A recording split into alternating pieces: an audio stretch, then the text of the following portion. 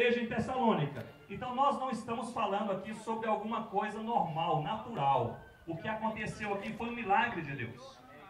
Paulo então ele escreve esta carta para explicar àquela igreja como que aquela igreja nasceu. Eu gostaria que nós entendêssemos essa explicação de Paulo. Porque nascer uma igreja em apenas 3 semanas é uma coisa nova. Seria mais ou menos Paulo Nunes, por exemplo, se o Complay falasse: Paulo, você vai para uma comunidade indígena onde o evangelho de Cristo jamais foi pregado. Ninguém chegou e comunicou sobre Jesus naquela comunidade indígena. E ali então o Complay, o Henrique ali, todos os irmãos do Complay oram pelo Paulo, enviam o Paulo, Paulo chega na comunidade, depois de 3 semanas, ele pega o telefone e liga para o Henrique e diz: Henrique, é o seguinte, já plantei a igreja, o pessoal está crente, tem liderança própria, eu já posso ir para outro lugar.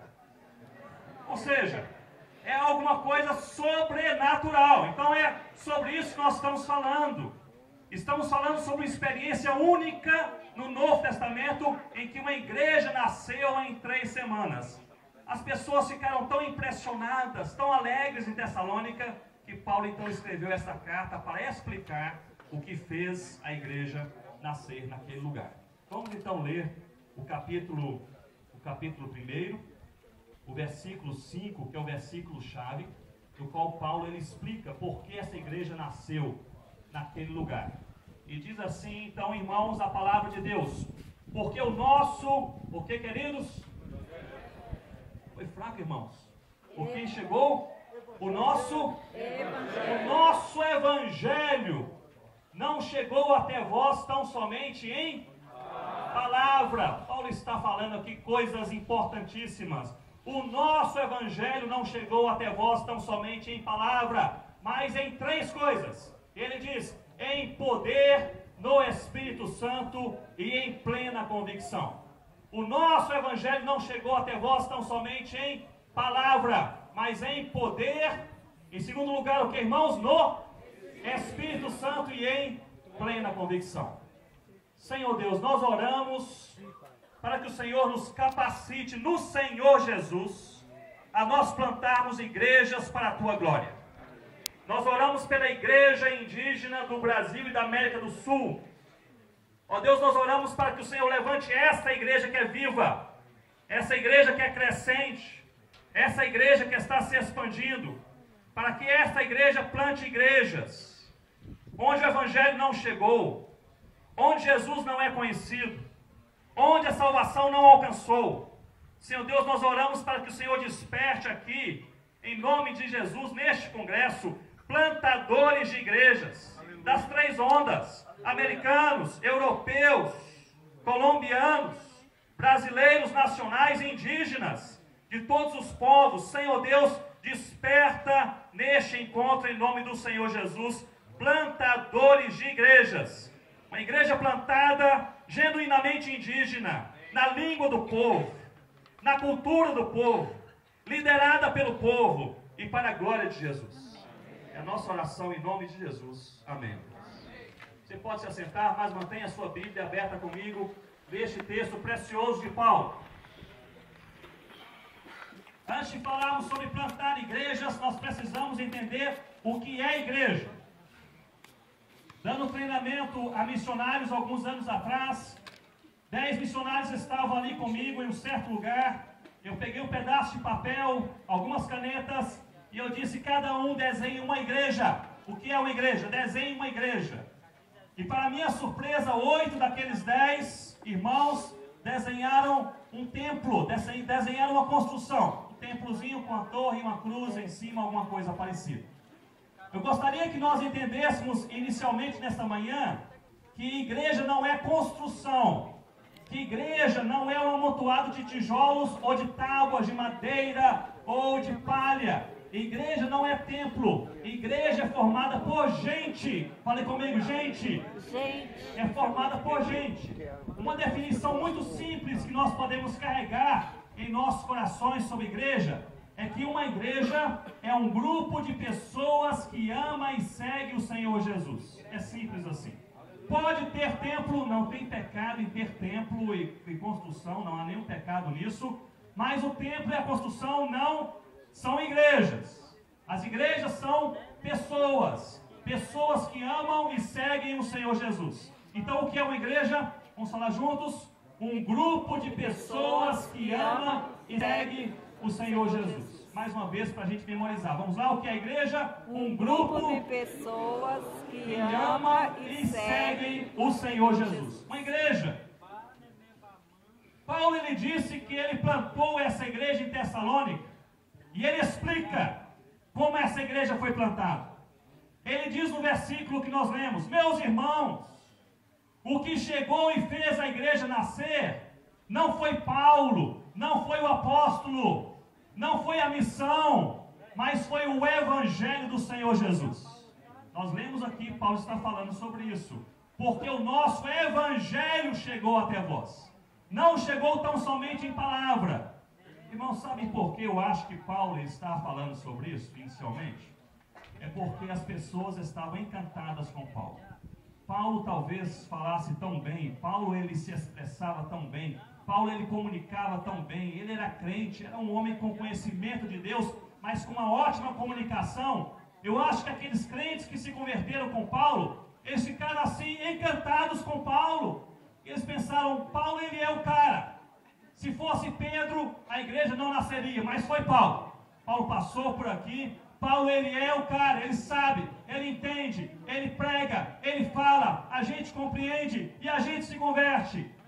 E Paulo ele está falando, não é nada disso, a igreja não nasceu por minha causa, a igreja não nasceu pela minha capacidade pessoal, a igreja não nasceu pelo meu conhecimento, a igreja nasceu pelo evangelho, o evangelho. Nós precisamos colocar isso em nossos corações. O que faz a igreja nascer é o evangelho do Senhor Jesus.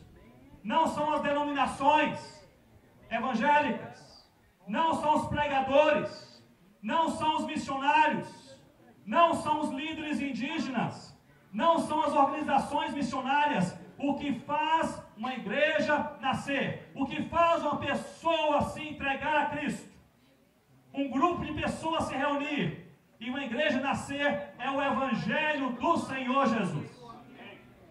Por que é importante nós sabermos disso, irmãos? Porque tem muita igreja por aí pregando sobre ela mesma, pensando que assim está evangelizando. Tem muita denominação mostrando a sua logomarca, pensando que isso é evangelização. Nós não podemos cometer esse erro. Mostrar uma organização missionária para um indígena não é evangelizar. Falar sobre o complay não é evangelizar. Evangelizar é falar sobre a vida, a morte, o sacrifício do Senhor Jesus Cristo. Amém. É Jesus Cristo. Paulo está falando, meus irmãos, vocês querem saber como nasceu a igreja? A igreja não nasceu por causa de Paulo, nem Pedro, nem Tiago, nem Jerusalém, nem o cristianismo. A igreja nasceu pela pessoa, pela obra, pelo sacrifício do Senhor Jesus. O nosso evangelho chegou até vós.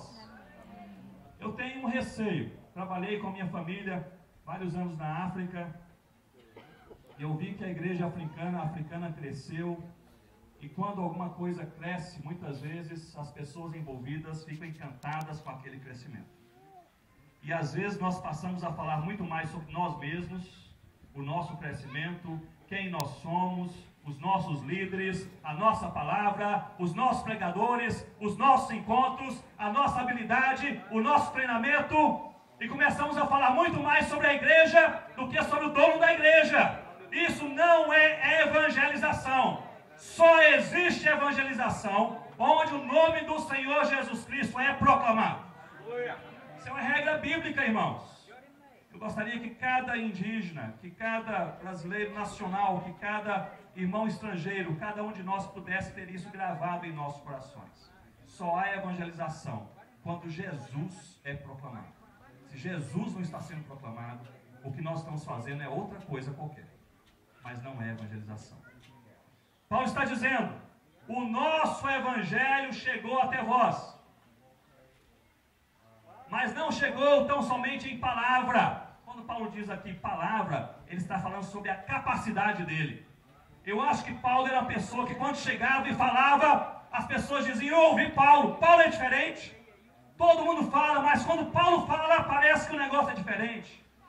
Mas Paulo quando falava, e as pessoas ficavam impactadas, ele está aqui tirando as luzes de sobre a sua cabeça, está dizendo, meus irmãos, não é por causa de Paulo, não é por causa de Pedro, é por causa de Jesus Cristo. O nosso evangelho não chegou até vós tão somente nas minhas palavras, no meu jeito de falar. O evangelho chegou no poder de Deus, no Espírito Santo e em plena convicção. Então, irmãos, eu gostaria de falar com vocês nesta manhã que não há como nós plantarmos igrejas verdadeiramente bíblicas se não for no poder de Deus, no Espírito Santo e em plena convicção. Poder de Deus.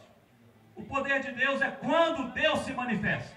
Nós precisamos entender que se Deus não se manifestar, nada acontece. O missionário pode aprender a língua do povo, pode aprender a cultura do povo, pode traduzir a Bíblia inteira para o povo, pode apresentar a palavra de Deus para o povo 1, 5, 10, 100 vezes. Se Deus não se manifestar, nada acontece. Por outro lado, se Deus se manifestar, qualquer coisa pode acontecer. Não é verdade, irmãos? Não foi assim em nossas vidas? Não há coração tão duro que Deus não possa quebrar. Não há povo tão fechado onde Deus não possa entrar. Não há igreja tão cauterizada que Deus não possa quebrar. Deus, na verdade, com seu poder, quando Ele se manifesta, qualquer coisa pode acontecer. Então, quando nós passamos a pensar em plantar igrejas, nós precisamos ter assim essa expectativa no coração. Sabendo que você pode ter o melhor preparo do mundo. Você pode ser indígena, aquele mesmo povo, falando aquela mesma língua e cultura. Se Deus não se manifestar, ninguém se converte. Mas se Deus se manifestar, um povo inteiro pode se entregar a Cristo amanhã. Aleluia. Amanhã. Não há Vale do Javari tão fechado para o poder de Deus.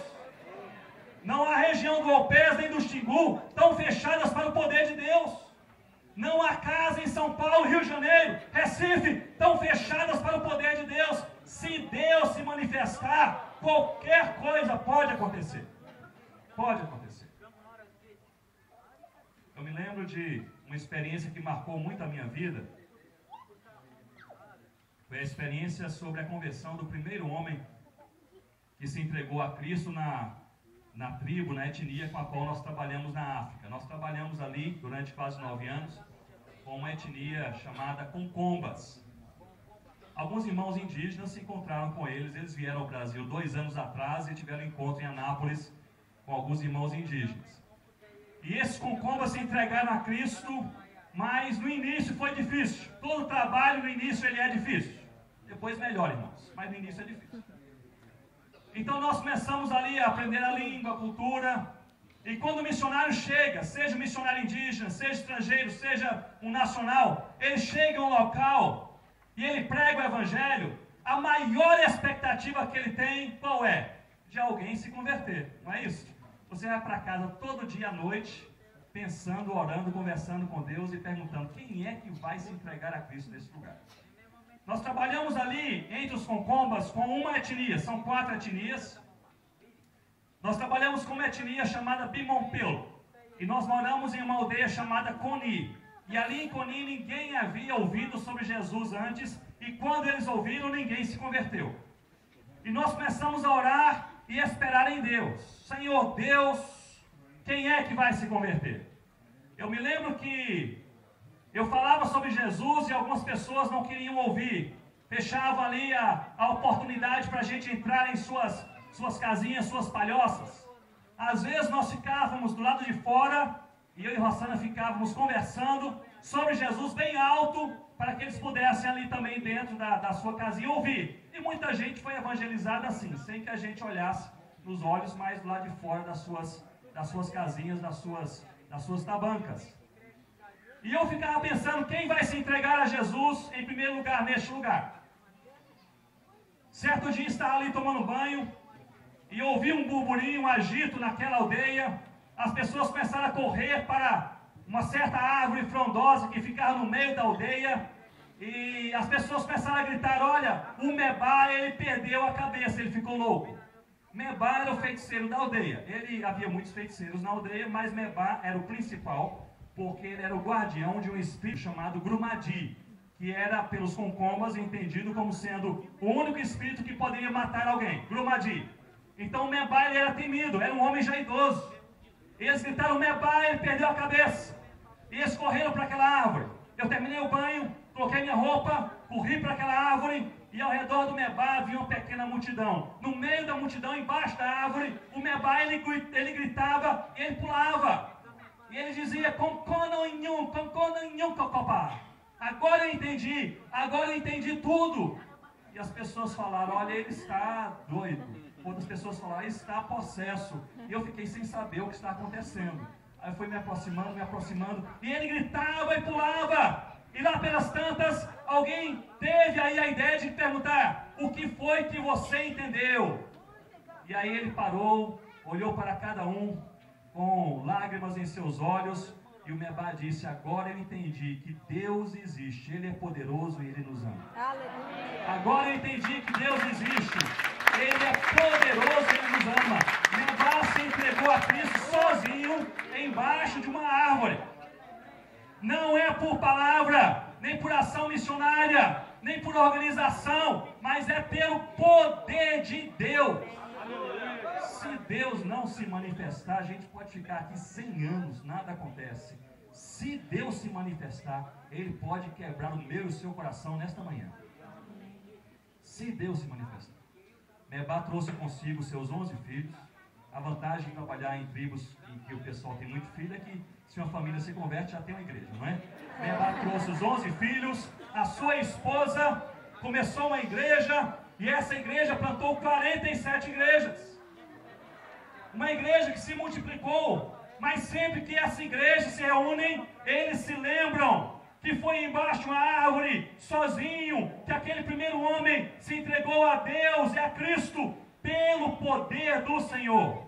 Meus irmãos, nós precisamos caminhar na expectativa de que se Deus fizer alguma coisa, qualquer coisa pode acontecer. Eu gostaria de dar uma palavra para missionários neste momento. Quantos missionários, sejam indígenas, nacionais ou estrangeiros, nós temos aqui nesta manhã? Graças a Deus, muita gente. Eu queria lhe dar uma palavra a você, especialmente você que está trabalhando em um local em que, pela sua compreensão, pelo seu olhar, nada novo está acontecendo. Você que está trabalhando talvez há 1, 2, 5, 10 anos ou mais, em um lugar em que você ora para que Deus faça alguma coisa, mas você ainda não viu Deus fazendo alguma coisa. Você que está evangelizando uma família por 1, 2, 5, 10 anos, crendo que aquela família, se ela se converter, boas coisas vão acontecer, a família não se converteu ainda. Você que está envolvido no ministério e já pensou em desistir, porque você não viu alguma coisa nova e boa acontecendo, eu gostaria de lhe falar nesta manhã: não desista em nome do Senhor Jesus. Creia um pouco mais, caminhe um pouco mais, persevere um pouco mais, porque se Deus se manifestar, amanhã alguma coisa diferente vai acontecer. Vai acontecer. Porque o Evangelho chegou até vós, não em palavra humana, não em jeito de falar, mas em poder, o poder de Deus. Em segundo lugar, o que, irmãos? Estão esquecidos? Vamos lá? No Espírito Santo. Agora veja bem, poder de Deus. Deus se manifesta, Deus se revela, Deus se mostra. Coisas acontecem, o povo tem o temor do Senhor, mas não há verdadeira transformação de coração, ou seja, conversão sincera. Diga comigo, sincera. Sincera. Não é ajuntamento de povo, cântico, dança, o pessoal orar, louvar a Deus, não é nada disso. Estou falando sobre conversão sincera. Não há conversão sincera sem a ação do Espírito Santo. Isso é Bíblia, irmãos. Nós estamos falando aqui sobre os fundamentos da plantação de igreja segundo a palavra de Deus. Sem a ação do Espírito Santo, Porque você pode convencer uma pessoa que ela é pecadora, ou seja, que ela não é perfeita. Você pode convencer.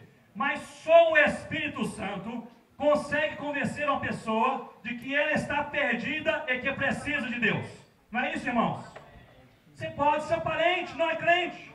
Você já conversou com ele 100 vezes. Você precisa de Deus porque você é pecador. Ele sabe que é pecador, ele sabe que é imperfeito, ele sabe que ele é moralmente imperfeito. Mas, se o Espírito Santo não agir, ele não vai entender que ele está perdido e que precisa de Deus.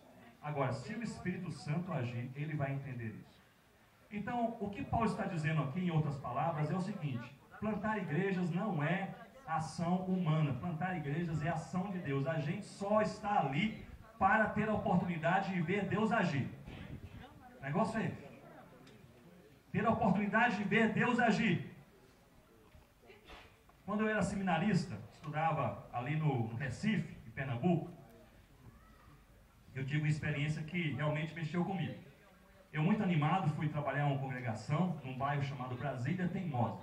Congregação, um lugar difícil. E ali começamos a trabalhar, indo para aquela congregação, desci do ônibus e tinha que passar por uma pequena rua, e aquela rua era cheia de mercearias, esses pequenos comércios aí, pessoal, as vendas, né? O pessoal vende aí as suas mercadorias. E eu passei por uma mercearia, por uma venda, e ali está vazio, não havia ninguém ali, só havia o dono da venda, o dono da mercearia. Um senhor assim de meia idade. Eu entrei e disse: olha, meu nome é Ronaldo, eu sou crente, sou seminarista, vim trabalhar nessa igrejinha aqui e eu queria lhe falar de Jesus. E aquele homem disse: olha, eu não gosto de crente, e eu não permito que o pessoal fale de crente, não, assim, de Jesus para mim, não, mas eu falo o seguinte: você tem 5 minutos, se quiser falar, tem 5 minutos. E o homem ficou de pé ali, em 5 minutos eu falei o que podia falar. No final dos 5 minutos ele disse: olha, eu gostei de você, eu não gosto muito de crente não, mas eu fui com a sua cara. Você pode voltar aqui sempre que você quiser. Aí eu peguei na palavra, sempre que você quiser. Eu ia na igreja todo final de semana para trabalhar, então sempre que eu passava eu entrava. Quando não tinha ninguém eu entrava. Eu chegava e Deus dizia a ele: você disse sempre que eu quisesse. Eu estou aqui para falar de Jesus. Aí ele sentava no banco, eu sentava também, eu falava de Jesus. Irmão, eu falei de Jesus para este homem uma vez, 2 vezes, 3 vezes, 4, 5 vezes. Eu falava do mesmo jeito, com os mesmos versículos e com a mesma palavra.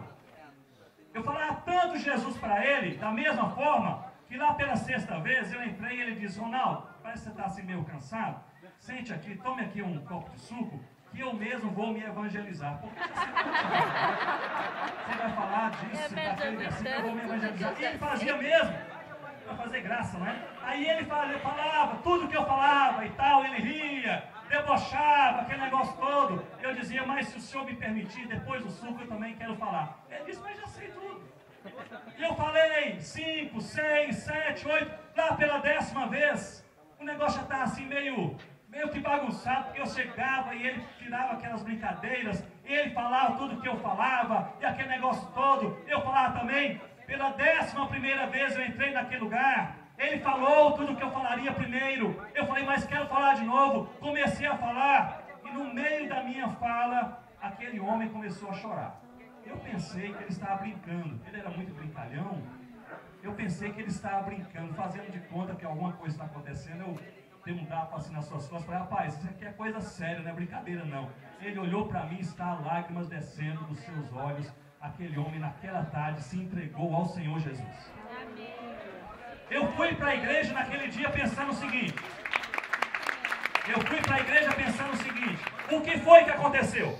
Eu falei a mesma coisa, com o mesmo texto bíblico, do mesmo jeito. O homem já sabia ao ponto de se evangelizar.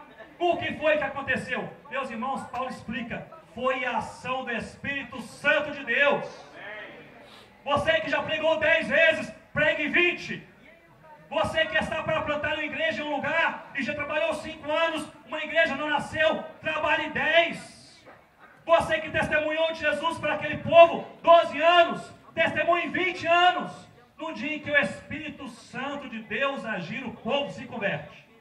Foi assim comigo, foi assim com você, e não é diferente com mais ninguém. Igrejas são plantadas no poder de Deus e na ação do Espírito Santo de Deus.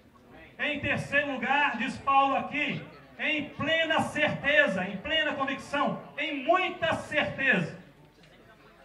Agora eu gostaria que você olhasse para mim nesse momento, porque agora nós estamos falando sobre a nossa postura, a nossa presença realmente perante Deus. Essa certeza sobre a qual Paulo está falando aqui, não é a certeza dos crentes em Tessalônica, na igreja que ele plantou, é a certeza dele. Paulo está dizendo aqui o seguinte, meus irmãos, vocês querem saber como vocês se converteram? Foi o seguinte, o evangelho chegou, não foi Paulo, foi o evangelho, e não chegou só em palavras bonitas, chegou foi no poder de Deus, na ação do Espírito Santo, e quanto a mim, eu tinha certeza que eu estava no lugar certo, na hora certa. Ou seja, Paulo tinha convicção, certeza, de que ele estava fazendo a vontade de Deus. Diga comigo, vontade de Deus. Paulo tinha certeza que ele estava no lugar certo, na hora certa, fazendo a vontade de Deus. Meus irmãos, é isso que nós precisamos. É isso que nós precisamos, a certeza de que nós estamos fazendo a vontade de Deus. Deixe-me falar algo para a nossa querida igreja indígena. É hora da igreja indígena brasileira plantar igrejas.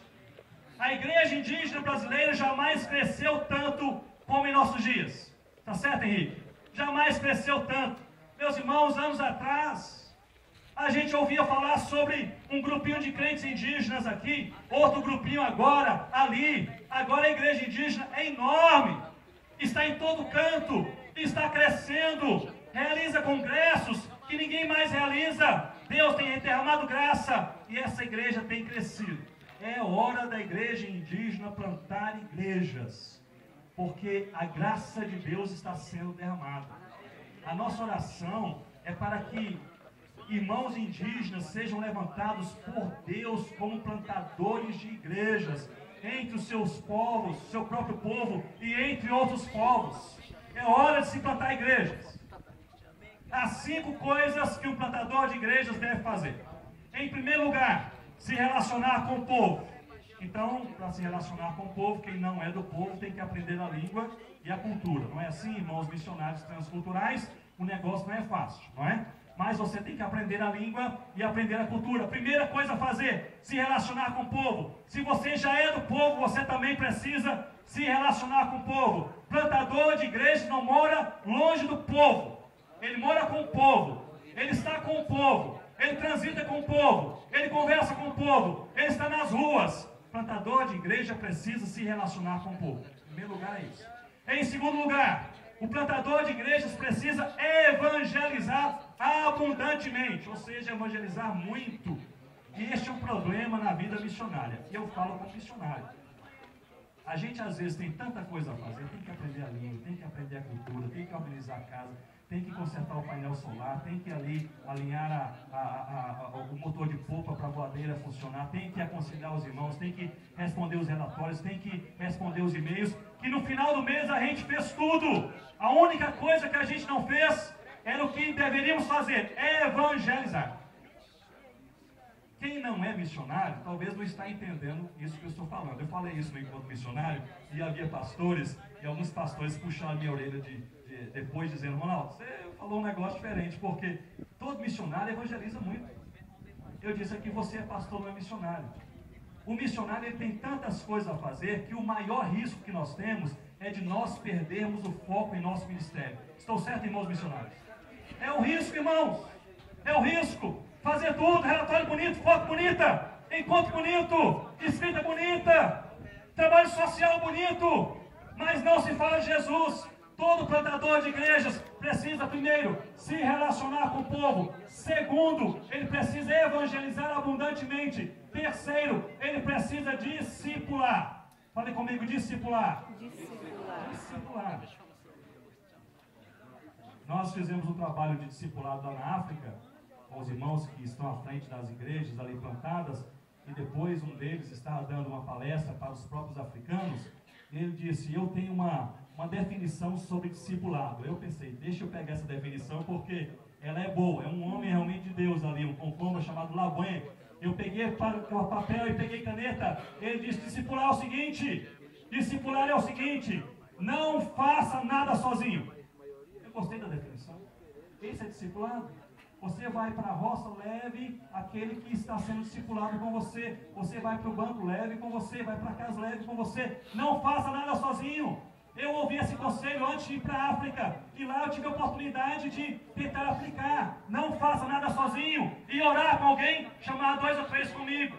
E ali, dar um conselho para alguém, chamar 3 ou 4 comigo. Ia na beira do rio evangelizar, chamava 1 ou 2 comigo. Discipulado, não faça nada sozinho. Se você é crente, plantador de igrejas, e está em um local onde você espera nascer uma igreja, e você está fazendo alguma coisa, ou tudo, sozinho, eu diria alguma coisa está errada. Alguma coisa está errada. O bom plantador de igrejas, ele caminha sempre em grupo. Em grupo. Eu sei que o nosso irmão Jaime, que trabalha em Santa Isabel, está aqui. Se alguém estiver perto do Jaime, ele pode tapar os seus ouvidos. Vou falar dele agora, eu sei que ele é um homem de Deus, vai entender o que eu falo e vai receber com humildade. Jaime é um dos melhores plantadores de igrejas que eu conheço.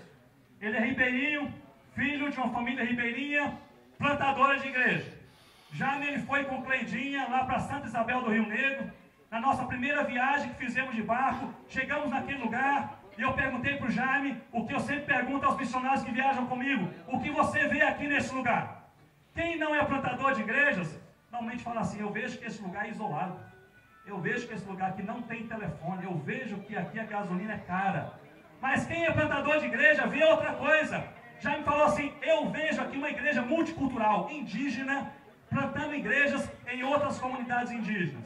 Isso foi há uns 4 anos atrás. Hoje ele plantou uma igreja multicultural indígena que está plantando igrejas em outras aldeias ao redor. Mas o que me chamou a atenção no Jaime é que ele é um discipulador. E nós estamos conversando sobre plantação de igrejas. Eu falei: Jaime, o negócio é o seguinte: você tem que discipular. E para discipular não pode fazer nada sozinho. Eu me lembro que o Jaime, lá na sua casa, falou: gostei desse negócio. Não fazer nada sozinho. Eu estava em Manaus um dia. Jaime pegou o telefone e ligou: Ronaldo.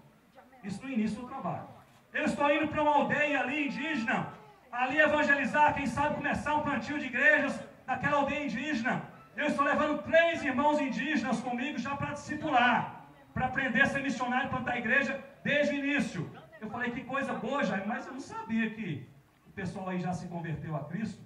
Ele falou: não, se converter, eles não se converteram ainda não. Mas já estou levando comigo, porque se eles se converterem, já estão no caminho certo. Aí eu fiquei sem jeito, fiquei calado. Jaime falou: mas por que não pode? Quem é que vai falar que não pode, né, irmãos? Eu falei: ó, Jaime, de certo que pode, né? De certo que pode. E lá foi ele. Meus irmãos, esses homens que caminharam com o Jaime no início, são hoje crentes do Senhor Jesus e estão plantando igrejas. Crente, plantador de igrejas, discipulador, não faz nada sozinho. Nada sozinho. Plantador de igrejas, ele se relaciona com o povo. Plantador de igrejas, ele evangeliza abundantemente. Plantador de igrejas, ele discipula. Plantador de igrejas, ele treina líderes. Líderes, é preciso ir embora. O bom plantador de igrejas tem que chegar pensando já em ir embora. Senão fica raízes, prolonga demais e não presta atenção naquilo que é essencial. Às vezes Deus ameaça fechar uma porta para você voltar a fazer aquilo que é importante. Porque está meio disperso, está gastando tempo com outras coisas, e Deus ali dá uma ameaçada e a porta se fechar para chamar a nossa atenção, dizendo: olha, você presta atenção, faça o que é importante, plante logo a igreja, evangelize, testemunhe, discipule, treine líderes. O plantador de igrejas precisa treinar líderes. Fale comigo: treinar líderes. Treinar líderes. De novo, porque isso é importante. Vamos lá? Treinar líderes locais, nativos, gente da terra, que vai fazer muito melhor do que nós fazemos. Não é verdade, irmãos? Muito melhor, muito melhor. Hoje eu vou lá em Gana, entre os concombas, eu chego ali e vejo aquele povo explicando coisas que eu quebrava a cabeça para explicar, e explico assim, simples. Chega da raiva às vezes. A gente vai ali no Rio Solimões, para ir em algumas aldeias ticuna, e ali aquele povo ticuna reunido, explicando a palavra de Deus, simples, rápido ali, etc. E a gente pensando, missionário quebrando a cabeça, o pessoal ali, coisa simples. Treinar líderes locais. Ah, Ronaldo, mas os crentes não estão ainda maduros para serem treinados. Irmãos, alguém investiu em nós, nós não éramos maduros e talvez não somos maduros hoje ainda. Alguém investiu em nós. Alguém gastou tempo conosco. Alguém teve paciência conosco. Alguém deu risada sobre a gente lá na casa dele. Dizendo, é menino ainda, não sabe o que faz, coitado, não é? Vou ter paciência com ele, porque precisamos treinar líderes. Não é deixar para amanhã. Amanhã a porta pode se fechar. Irmão indígena, você precisa abrir seu coração para ser treinado por Deus como liderança na sua comunidade.